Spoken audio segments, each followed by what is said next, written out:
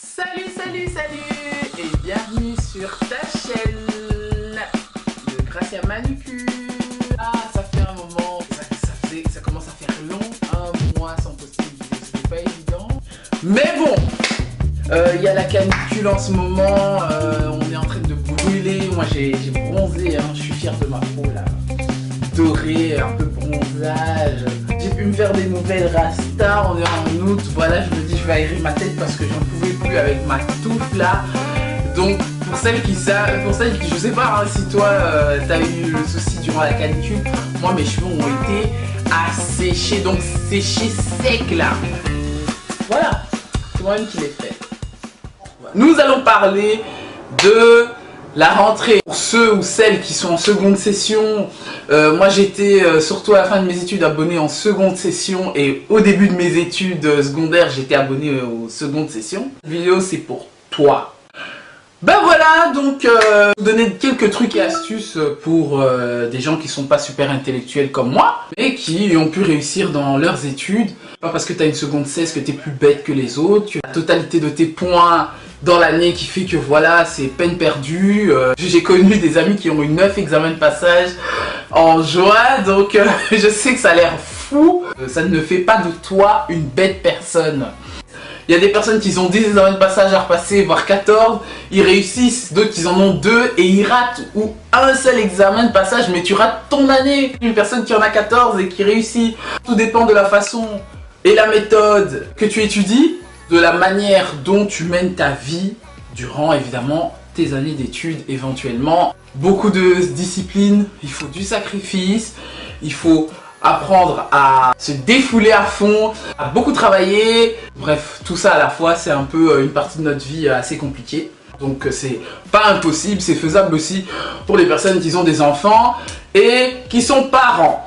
Faites plus, hein. L'école n'a pas d'âge, moi je suis là, je suis maman et j'espère peut-être reprendre quelques formations pour me remettre à niveau sur certains domaines que j'aimerais bien découvrir, que je n'ai pas en compétence mais qui m'intéresseraient. Donc voilà, l'école n'a pas d'âge, ne soyez pas complexés par rapport à ça, c'est un sujet qui me motive. J'aime beaucoup apprendre, hein. D'ailleurs je vais faire encore une formation de langue pour vous dire que je suis tout le temps en cursus, j'ai du mal à quitter l'école. Ensuite, fais des fiches ou des penses bêtes, c'est une méthode qui fonctionne très bien. Maintenant les mémos, ça serait bien d'en avoir de temps en temps, t'en as dans ton sac, tu peux avoir le mémo qui est collé dans ton téléphone, tout aussi bien, à chaque fois qu'il est déverrouillé, tu vois un peu ce qu'il y a. Maintenant c'est pas une obsession, mais c'est des choses qui peuvent t'aider à mémoriser, discipliner pour les heures d'études. Je ne demande pas d'être super maniaque, super carré ou quoi que ce soit, mais je dis que c'est hyper important de te discipliner. Si tu n'arrives pas à étudier le matin, ne te force pas d'étudier le matin parce que tu le fais à l'école et que tu penses que dans les vacances tu vas le faire. Non, repose-toi, c'est les vacances, on a 2 mois de vacances. Prends ton temps de te reposer. Faire une grasse matinée jusqu'à midi, dors jusqu'à midi. Ceux qui peuvent, permets-toi de te faire congé et de dormir et de faire autre chose de ta matinée, aller courir, je sais pas, regarder ton feuilleton, regarder les Feux de l'amour à 12h30, tout ce que tu veux. Mais mets-toi dans ton réveil, dans ton timing. Moi j'ai le truc qui me rappelle, et je mettrai ça dans ma vidéo où je mettrai qu'est-ce que j'ai dans mon téléphone. Tout ce qui est programmé, tout ce qui est rappel et tout ce qui est tâche. Pour ceux qui ont un iPhone, éventuellement ils savent de quoi je parle. Tu vas réussir.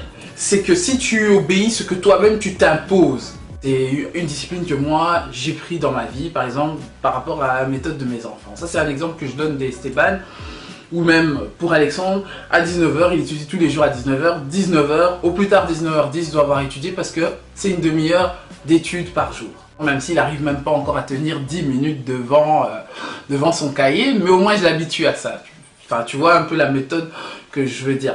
Donc si tu sais que dans la journée tu dois étudier 2 fois, moi j'ai essayé de faire des nuits blanches, ça n'a jamais marché, jamais au grand jamais, sauf quand j'avais un mémoire, un truc vraiment à présenter quoi. Je me rappelle même plus d'avoir fait une nuit blanche pour étudier. Si ça passe pas, ça passe pas. Mais se dire que voilà, tu respectes ton heure d'étude. Faut arrêter quand il faut arrêter. Faut commencer quand il faut commencer. Ensuite, prendre le temps pour toi et ton entourage. Je comprends pas les gens qui se réveillent du matin jusqu'à la nuit, au milieu de la nuit, qui font croire aux gens que j'étudie. Et quand tu regardes à côté de ça, les points à la fin de l'année, c'est que dalle. On va dire les choses, on va aller, Gracia. Je vais parler aux filles. On va commencer par les filles. Toi, t'étudies, tu sais que tu as un examen en septembre. Tu as le temps pour étudier toute la journée. Tu vas pas te laver. Tu vas pas ranger ton lit. Tu ne vas pas ranger ta chambre. Tu vas pas aérer ta chambre. Tu vas même pas balayer le salon. Tu ne vas même pas faire la vaisselle. Tu ne vas même pas faire à manger. Tu vas même pas repasser tes vêtements. Tu vas rien faire. Tu t'occupes de personne. Pourquoi? Parce que dès qu'on toque dans ta chambre, j'étudie. Et puis, tu nous ramènes des résultats où c'est limite 12 sur 20, ou c'est 11 sur 20, mais tu as passé tout l'été dans ta chambre. Ou soi-disant, tu te désactives de Facebook là pendant juste le temps d'étudier et après tu te réactives sur Facebook.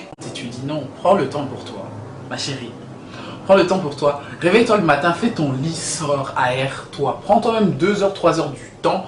Mais arrête de saouler les gens que tu commences à étudier à 5 heures du matin jusqu'à midi. Et après t'es pété, t'es claqué, t'es tout le temps en pyjama. Du lundi au dimanche. Ça c'est pas normal et c'est pas possible. Aux femmes!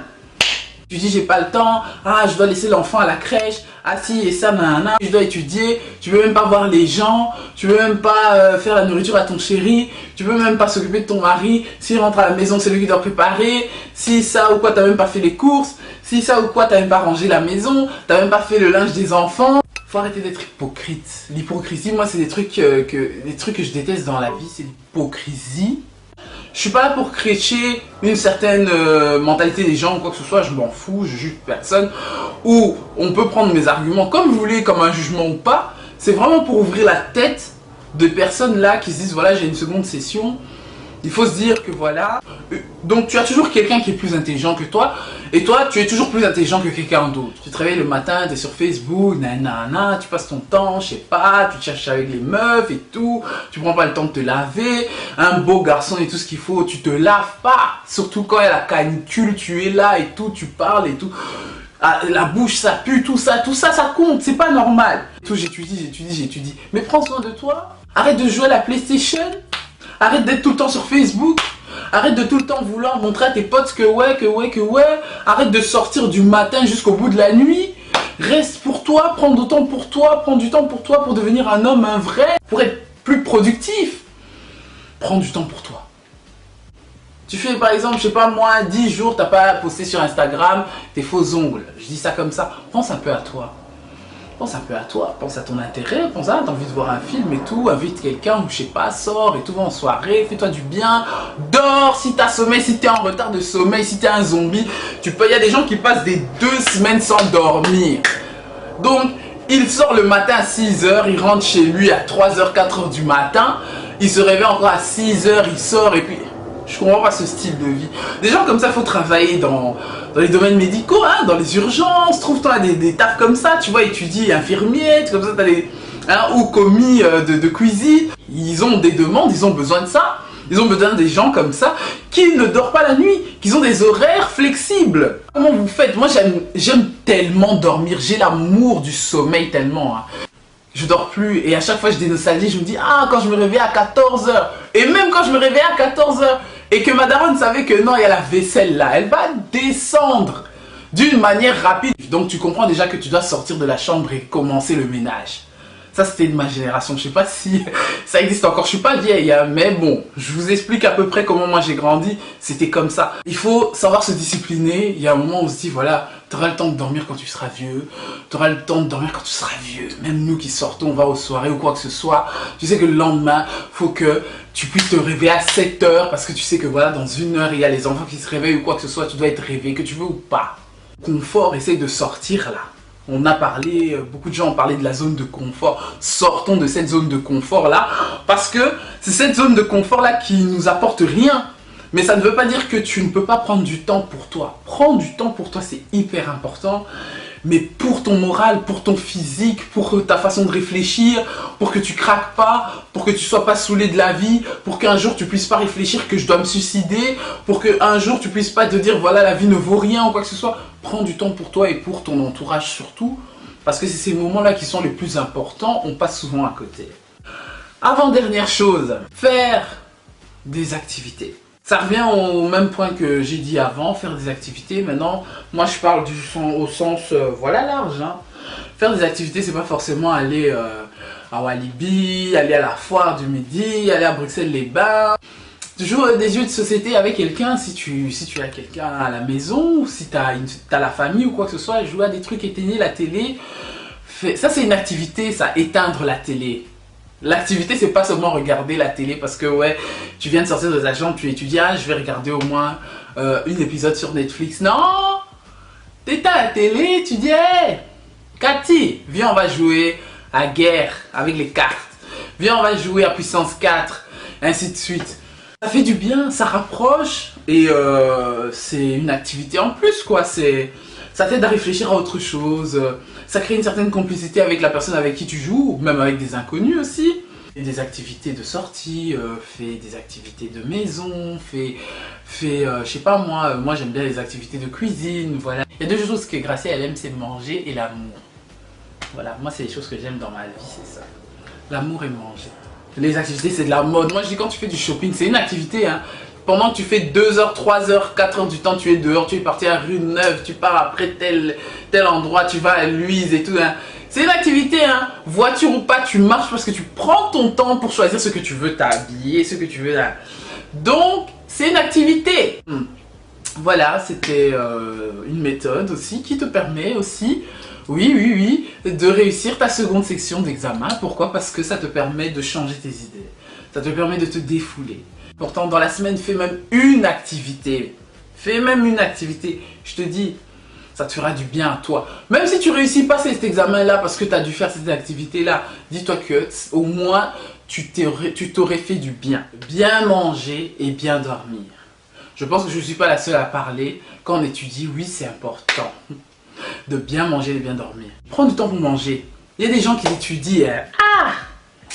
Mais tu as maigri. C'est comme si, comme on dit, oui, tu es parti dans le maquis chez nous. Hein. Le maquis, je sais pas pourquoi. Les gens, genre, ils se font maigrir durant les examens. C'est vrai qu'il y a le stress, c'est vrai qu'il y a ci et tout ce qu'il faut. Tu prends 2 mois de blocus, tu prends 2 mois d'examen, de période de révision. Tu dois maigrir pourquoi? Pourquoi tu dois maigrir à fond la caisse? La seule truc qui doit te faire maigrir peut-être c'est la pression et le stress. Mais ça veut pas dire que tu dois pas manger.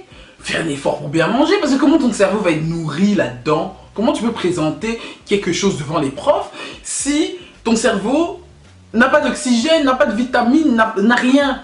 Il y aura des moments où tu n'auras pas faim du tout. Tu te rends pas compte que tellement que tu as étudié ou tellement que tu es stressé. Tu as fait peut-être 2 jours où tu n'as pratiquement pas mangé. Tu as peut-être bu un verre d'eau. Tu as mangé une pomme.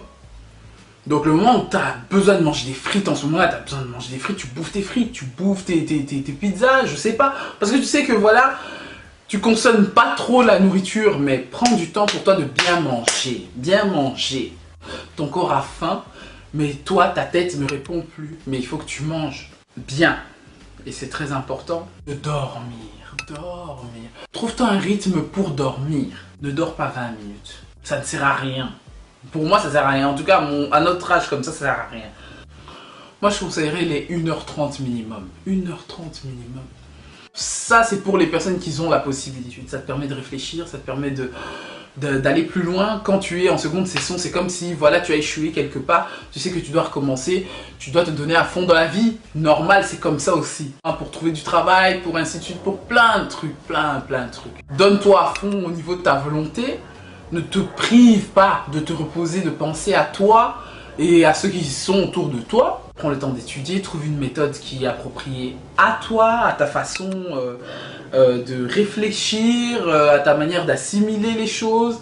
Voilà, si en tout cas tu penses que ce que j'ai dit t'a plu ou quoi que ce soit, ou tu as des questions, ou ça t'a pas plu, ou je sais pas quoi, libre à toi de mettre en commentaire en barre d'infos en bas. Je te trouve très bientôt